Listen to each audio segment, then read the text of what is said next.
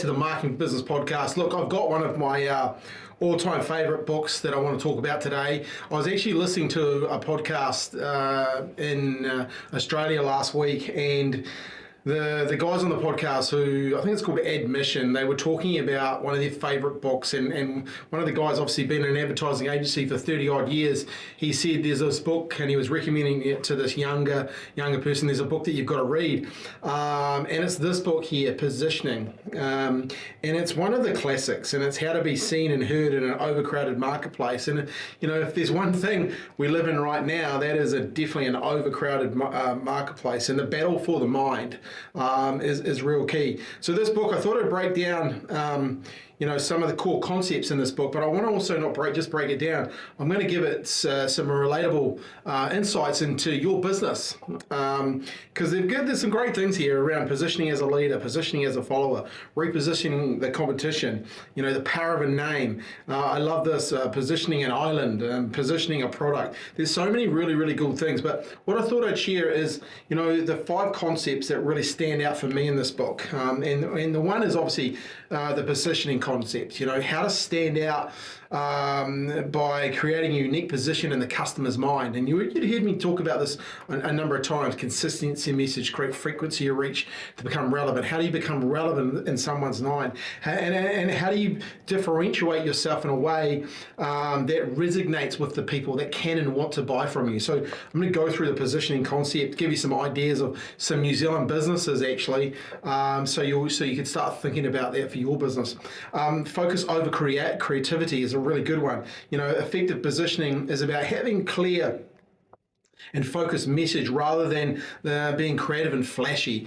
This is why I probably like this book a lot. It was very direct in the way to get into the consumer's mind. The perception is reality, and the way your brand is perceived to the consumer is really crucial in the marketplace.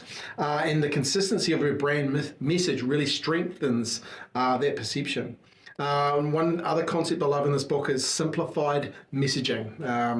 I love language. I love words. I love understanding what makes people buy, etc., and the psychology. But also, I failed English at school, but I learned as I grew older and started learning copywriting and learning about messaging and how to create messages that resonate with people. I learned about how to be in a crowded market, how to have simple, clear communication that cuts through the noise. And I think that's so important today in the marketplace. I think every business should look to have some really clear messaging that they can get across. So I'll share some examples of businesses that are actually doing that.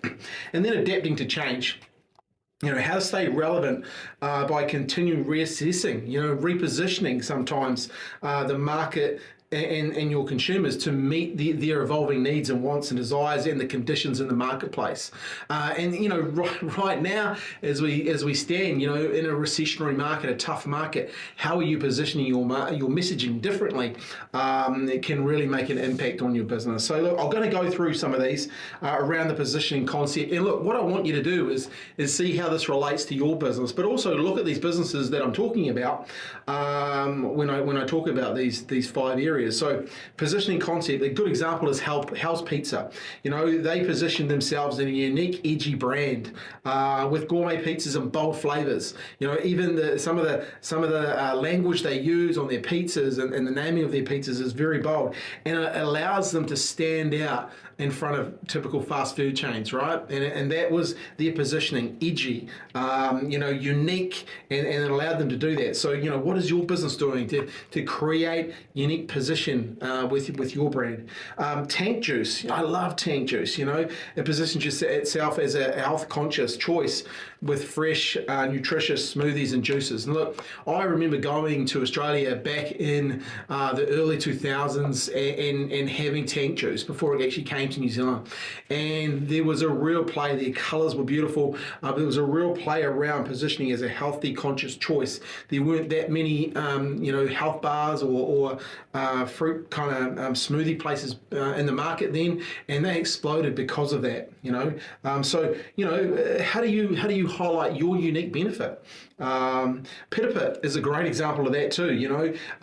They came into the market when there's a lot of fast food. They come into the market and position themselves as healthy fast food, and a healthy fast food alternative with fresh ingredients and customizable options. So, Subway did it to some degree as well, and positioned themselves nicely in that market too. Pita Pit went a little bit further because obviously no bread, etc. So it was a really good option as far as a healthy choice. And I think a really well-known brand in New Zealand is the AA, and that's a brand. When you look at the positioning for that brand, it speaks about, and you probably know this already if you know the brand I'm talking about, the AA. One word would be trustworthy.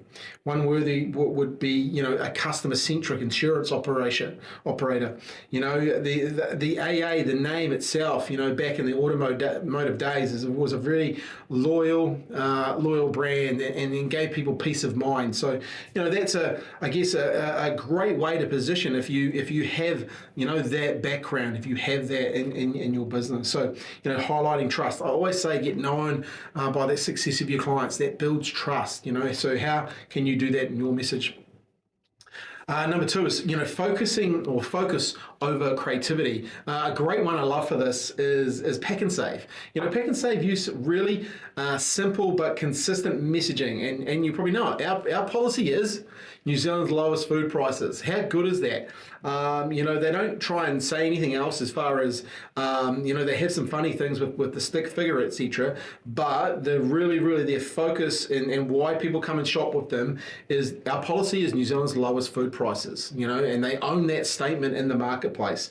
And they stick to that message, and it's their primary benefit. They know that that's the primary benefit of why people come and do business with them, and they get it across again and again and again.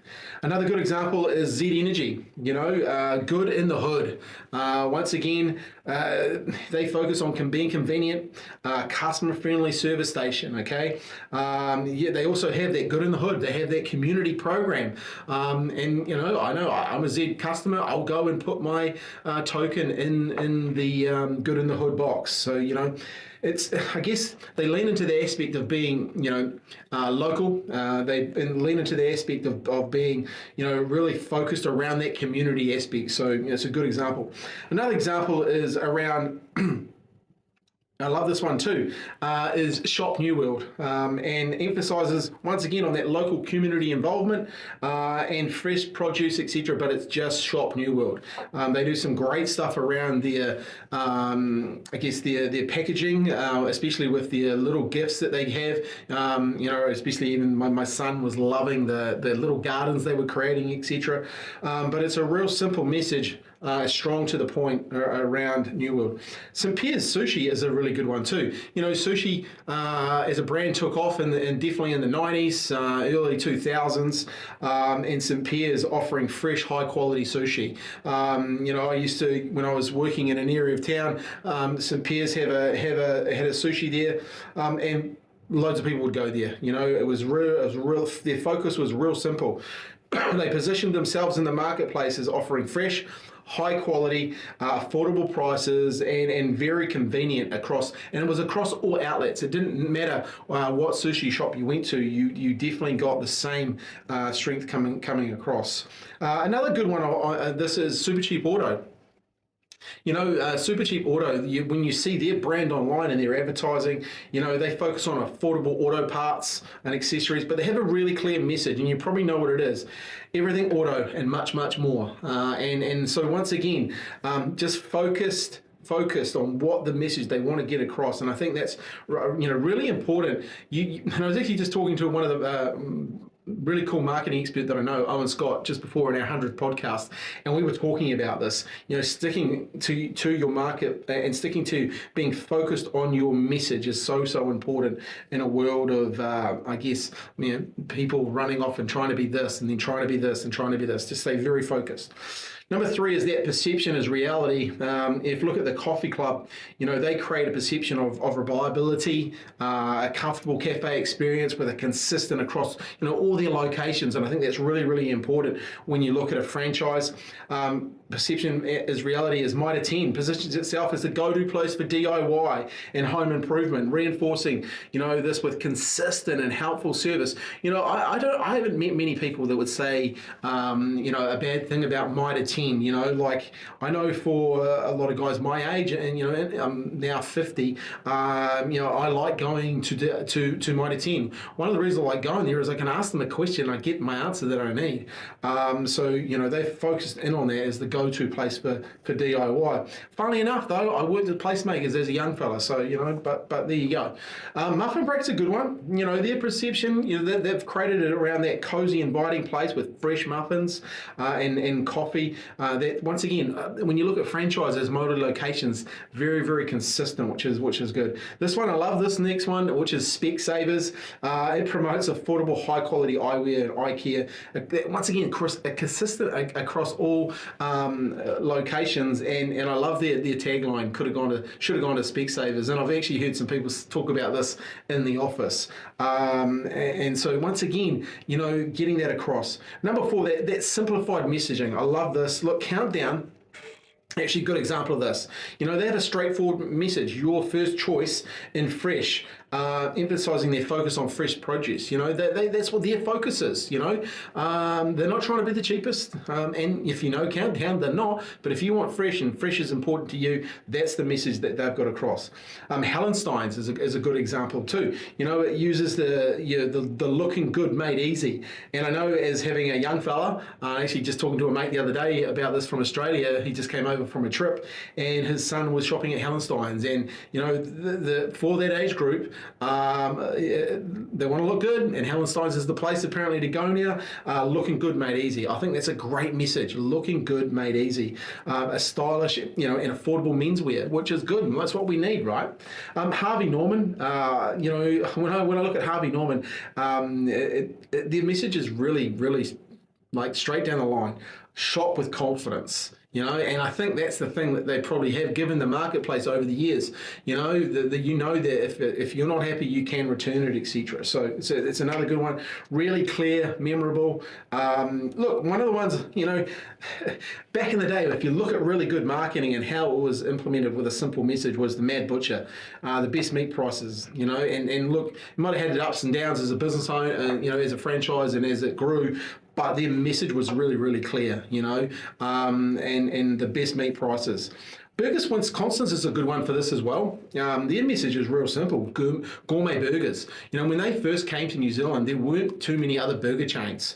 When they opened up, gourmet burgers, and that really hit the market with emphasizing the quality and the taste. And people wanted that. They wanted to invest in that. And once again, simplified messages. So one thing I'd challenge you, where are your messages hitting the mark? Do you have a couple of things that you want to get across in the marketplace? How can you simplify that? How can you get that across? Maybe by looking and cutting out some words and emphasizing on some benefits, emphasizing on what the customer wants.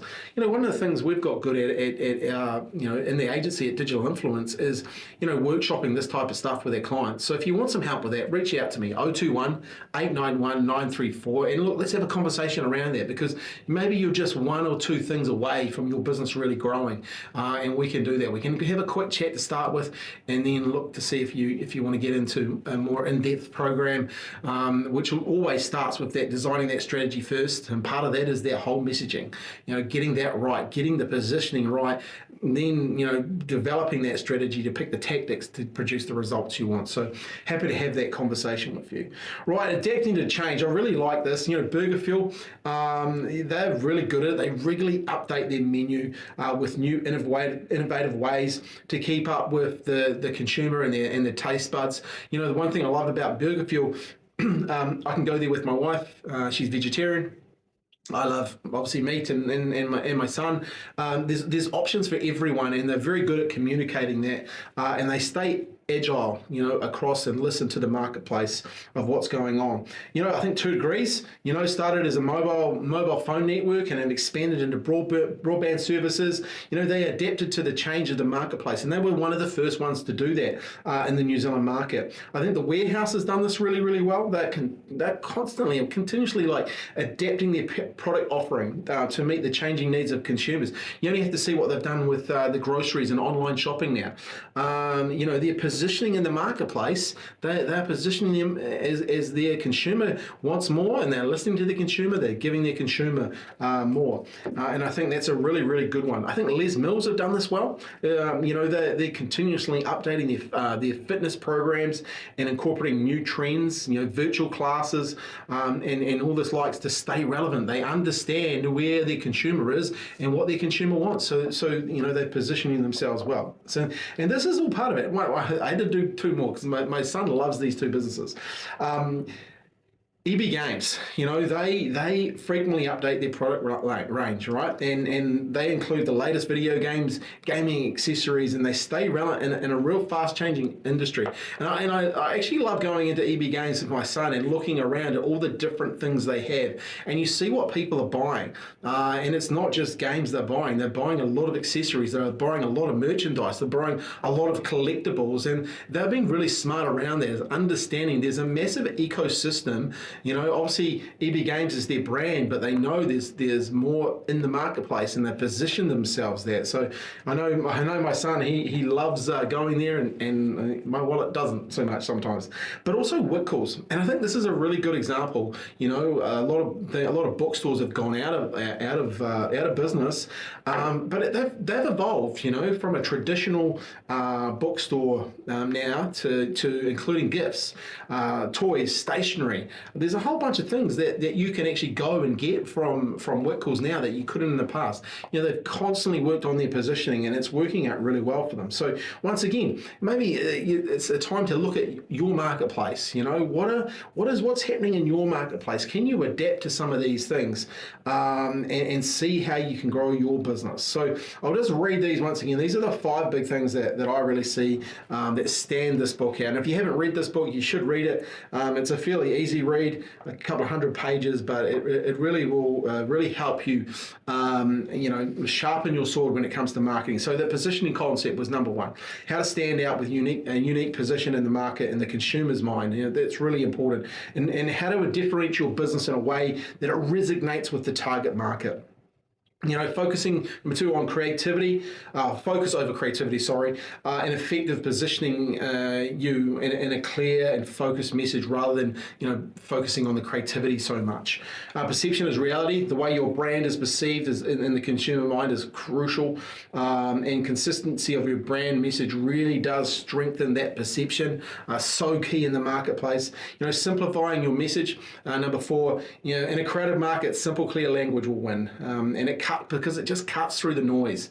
There's another great book on this by Donald Miller, Building a Story Brand. He actually talks about the mind and how a confused mind never buys, but also a confused mind has to eat calories or consume calories, and that doesn't help you because people will get distracted if you make them have to work harder to understand what you're talking about. And then 5, adapting to change, staying relevant by continuously reassessing and adjusting your position to meet the evolving needs of the marketplace and your customer. And I think this is one of the things you really need to look at now.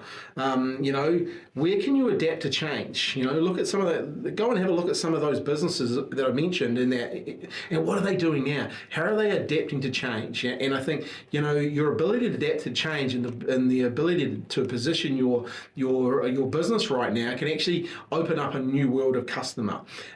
Because here's the thing, if you do nothing's going to change. In fact, you're going to go backwards in this market. You actually have to evolve and you have to push yourself to do that. So, hey, That's me today for the Marketing for Business podcast. I'm so glad you're here. We're coming up on our 100th episode. I've got a cracker episode for you.